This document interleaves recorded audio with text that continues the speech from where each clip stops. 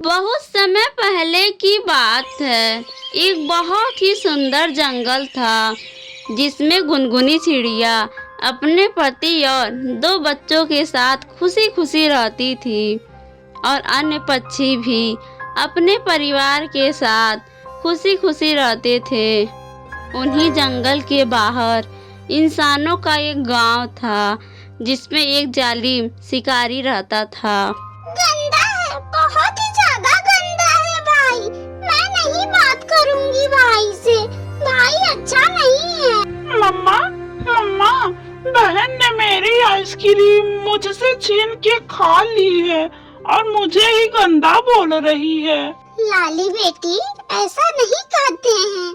अगर बहन बड़ी हो तो अपने छोटे बहन भाइयों के लिए माँ के रूप में होती है, और अगर भाई बड़ा हो तो अपने से छोटे भाई व बहन के लिए पिता के रूप में होता है।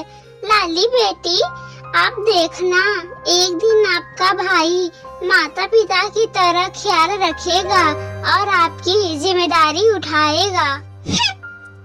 आए बड़े मेरे पिता बनने वाले। दोनों भाई बहन आपस में लड़ाई झगड़ा करके चैन से सो जाते हैं।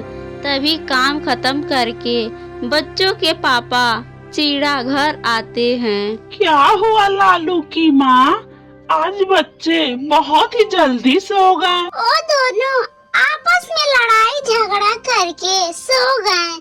मैं तो इनकी लड़ाई झगड़े से बहुत परेशान हूँ। दिन भर आपस में लड़ाई करते रहते हैं। कोई बात नहीं, आप चिंता ना करें। अभी बच्चे छोटे हैं, जब वो बड़े हो जाएंगे तो समझदार हो जाएंगे। आप देखना, जब ये बड़े हो जाएंगे तो एक दूसरे के लिए जान दे देंगे। काश आपकी बात सच हो जाए, ये दोनों आपकी बातों पर खरा उतरे। लालू की मम्मा, आप अब सो जाएं। रात बहुत ज्यादा हो गई है और हमें सुबह जल्दी उठना है और इंसानों के गांव में दाना लेने जाना है। और मुझे तोता ने बताया है कि एक इंसान ने गेहूं की फसल काटी है और उसके खेतों में बहुत ही ज्यादा गेहूं के दाने गिरे हुए हैं। सुबह हो जाती है और वो दोनों पति पत्नी जल्दी उठ जाते हैं। बच्चों, हम जा रहे हैं। आप दोनों अच्छे से रहना, एक दूसरे से लड़ाई मत करना, एक दूसरे का ख्याल रखना। हम घर जल्दी आ जाएंगे। बच्चों का पापा उन्हें सीने से लगा लेता है और उन्हें लाड प्यार करता है। उसके बाद गुनगुनी चिड़िया और चिड़ा पापा किसानों के गांव के तरफ जाते हैं और कुछ दूर जाने के बाद रास्ते में कालू कौवा और लुई तोती आ जाते हैं और फिर चारों मिलकर तेजी से इंसान के खेतों के तरफ जाते हैं। वो सब बहुत खुशी से आगे जाते हैं, लेकिन उनको ये नहीं पता था कि आज उनका आखिरी दिन है, क्योंकि उस खेत में एक दूर शिकारी ने अपना जाल बिछाकर घात लगाए बैठा था। पक्षियों के इंतजार में सभी पक्षी खेत में उतर जाते हैं। कालू भाई, आप यहाँ आए। यहाँ बहुत सारा दाना है। लुई बहन, हम दोनों मिलकर सारा दाना जमा कर लेते हैं और घर जाके बराबर हिस्सों में बांट लेंगे। लालू के पापा, आप यहाँ आ जाइए। यहाँ तो बहुत सारा दाना है।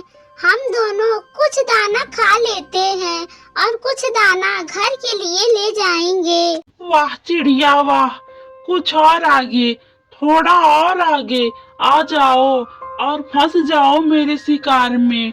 मेरा धड़कन घट और बढ़ रहा है। मम्मा चिड़िया और पापा चिड़ा दाना खाते खाते जैसे ही आगे जाते हैं तो रस्सी की खींचने की आवाज आती है और तभी उन पर शिकारी का बिछाया हुआ जाल गिरता है। जिसमें वो दोनों फंस जाते हैं। दोनों पक्षियों को जाल में फंसा देखकर शिकारी बहुत ही ज़्यादा खुश हो जाता है और तेजी से उनके तरफ जाता है। यह सब देखकर कालू कौवा और लूई तोती घबरा जाते हैं और वहाँ से भाग जाते हैं। डरकर एक पेड़ के डाली पर बैठ जाते हैं। शिकारी गुनगुनी चिड़िया और उसके पति को जाल से निकालकर एक पिंजरे में कैद कर लेता है और शिकारी अपने घर जा रहा था। गुनगुनी चिड़िया और उसका पति पेड़ के डाली पर बैठे कालू कौवा और लूई तोती को नम आंखों से देख रहे थे और धीरे धीरे कालू कौवा और लूई उनके आंखों से दूर हो जाते हैं। लूई बहन, अब इनके बच्चों का क्या होगा? वो दोनों बहुत छोटे छोटे हैं, अब उनका देखभाल कौन करेगा? क्या ये दुष्ट शिकारी वो दोनों पक्षियों को मारकर खा जाएगा? शायद कौवा भाई, ये शिकारी बहुत जालिम होते हैं। ये शिकारी उनको जान से मार देंगे। अब उनके बच्चे अनाथ हो जाएंगे और तड़प तड़प कर मर जाएंगे। हम अब क्या करें? हम कुछ कर भी तो नहीं सकते हैं। शिकारी घर जाके पिंजरा अपने आंगन के पेड़ पर लटका देता है और घर के अंदर जाता है। ये क्या हो रहा है? अब ये शिकारी हमारे साथ क्या करेगा? अब हम क्या करें? इस शिकारी से कैसे बचे? मुझे पता है ये शिकारी हमारे साथ क्या करेगा।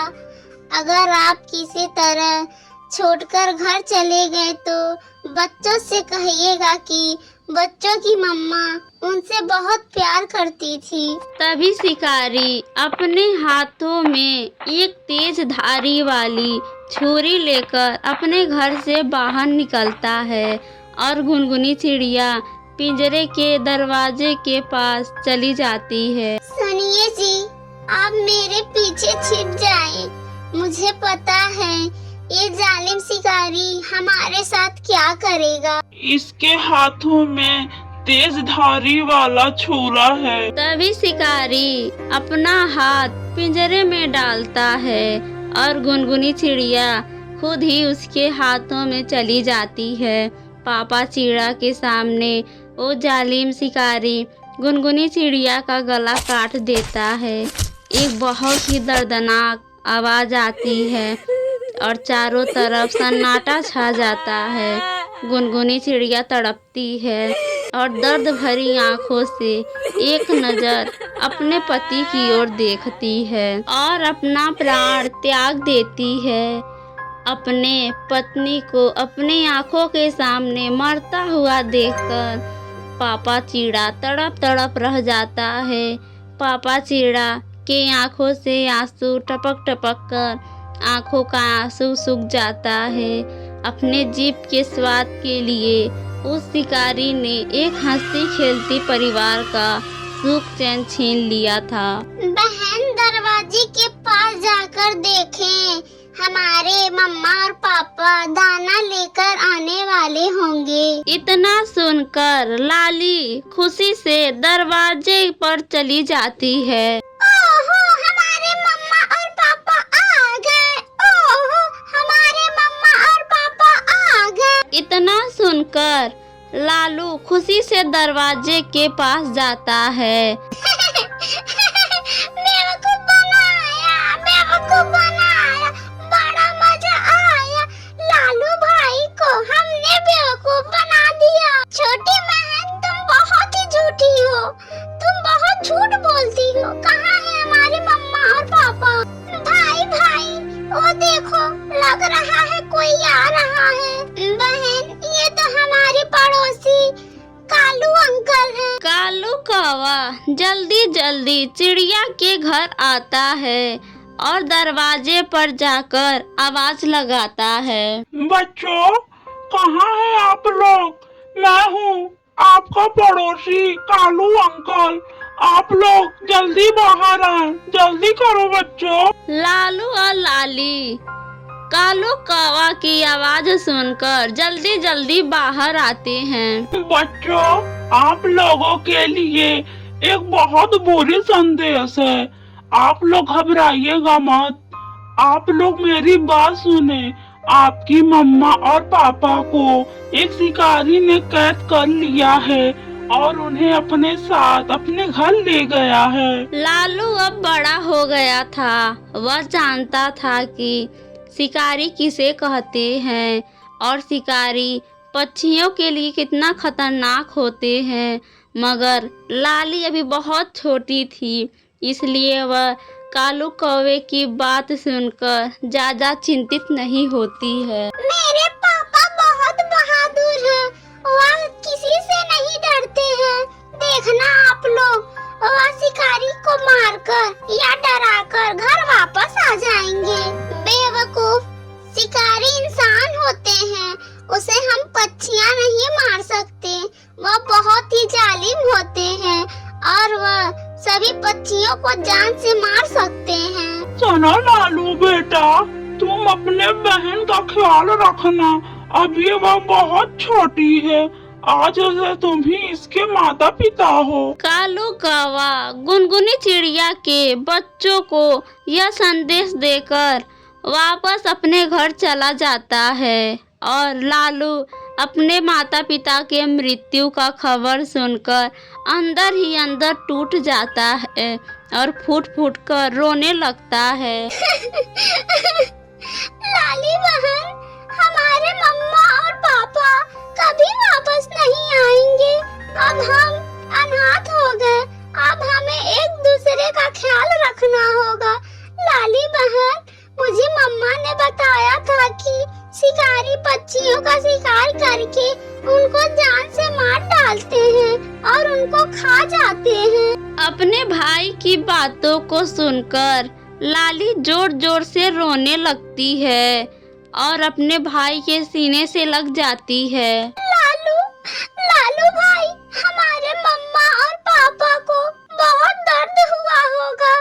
उनको कितना दर्द सहना पड़ा होगा जब उस जालिम शिकारी ने हमारे मम्मा और पापा को जान से मारा होगा। हाँ मेरी बहन, हमारे मम्मा और पापा दर्द से करा रहे होंगे, रोए भी होंगे और तड़प तड़प कर अपना प्राण त्याग दिए होंगे। रोते रोते लालू ये सब कहता है। लालू भाई, गंदा है, जालिम है यो शिकारी, बहुत ही जालिम है। उसके अंदर थोड़ा भी रहम नहीं है। वो शिकारी बहुत ही गंदा है जो छोटे छोटे बच्चों से उनका मम्मा और पापा छीन लेता है। कोई उस शिकारी से उसकी मम्मा और पापा छीन ले तब पता चलेगा उस शिकारी को, जब किसी बच्चे से उसकी मम्मा पापा दूर होते हैं तो कैसा लगता है। उस रात लालू अपने बहन को अपने पास सुलाए रखता है और उसे सारी रात नींद नहीं आ रहा था। चिंता के कारण वह पूरी रात जागकर गुजारता है। सुबह हो जाती है। लालू अपने मम्मा की बताए हुए बातें याद करने लगता है। लालू बेटा, बड़ा भाई पिता के समान होता है। तुम अपने बहन की पिता की तरह ख्याल रखना। अपने मम्मा की बातों को याद करके लालू अपने बहन को जगाता है। लाली बहन, जल्दी उठे, आप घर में रहें और मैं आपके लिए कुछ खाने वाला लाता हूँ। आपको भूख लगी होगी ना। भाई, भाई, अगर आपको शिकारी ने पकड़ लिया तो मेरा क्या होगा? मैं किसके पास रहूंगी? मैं इंसानों के गांव की तरफ नहीं जाऊंगा। बहन, आप परेशान ना हो, मुझे कुछ नहीं होगा। मैं जल्दी घर वापस आ जाऊंगा। लालू दाना के तलाश में घर से बाहर जाता है और उड़ता हुआ कुछ दूर चला जाता है, मगर उसे कहीं पर भी दाना नजर नहीं आ रहा था। तभी उसे पेड़ पर कबूतर बैठा दिखाई देता है। लालू जानता था कि कबूतर अंकल उसके मम्मा पापा का दोस्त था। लालू उसके पास जाता है। कबूतर अंकल, मुझे अपने बहन के लिए दाना ले जाना है। अंकल, दाना कहाँ मिलेगा? लालू बेटा, दाना इन दिनों मिलना बहुत ही कठिन है। कहीं पर भी दाना नहीं मिल रहा है इस समय। ले लो, मेरे पास एक ही फल है, ये तुम ले लो। जंगल के चारों तरफ सूखा पड़ गया है। लालू कबूतर से वह फल लेकर अपने घर वापस आ जाता है। शिकारी कुछ दूर बैठा अपना छुरी का धार और तेज कर रहा था। ऐसा लग रहा था कि आज वह गुनगुनी चिड़िया के पति का मांस खाने वाला है। तभी शिकारी की छोटी बेटी खेलते कूदते पिंजरे के पास आती है और चिड़ा को खिलाने के लिए चिड़ा को पिंजरे से बाहर निकालती है। चिड़ा मौके का फायदा उठाकर बहुत तेज वहां से भाग जाता है। अरे ये क्या कर दिया तुमने? अरे पकड़ो, उस चिड़ा को पकड़ो। आज हमें मांस खाने के लिए नहीं मिलेगा। अब मुझे फिर से शिकार करने जाना होगा तुम्हारी बेवकूफी के कारण। चिड़ा बहुत तेज रफ्तार से उड़ता, वह पीछे मुड़े बिना ही बहुत तेज रफ्तार से उड़ता है। लो बहन, ये फल खा लो। आज से हम दोनों एक दूसरे से झगड़ा नहीं करेंगे।